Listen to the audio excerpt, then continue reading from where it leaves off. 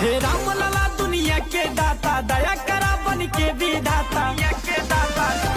हमें अवध में आके शीश झुकाई, बस ऐसे कृपा बनाए रहा है रघुराई। बस ऐसे कृपा बनाए रहा है रघुराई।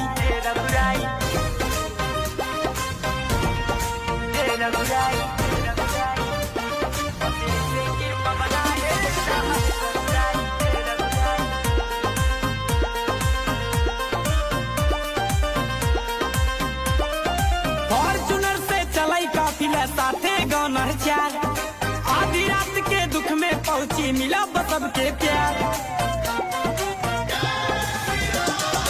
फॉर्च्यूनर से चलाई काफिला साथे गौनर चार, आधी रात के दुख में पहुंची मिला सबके प्यार।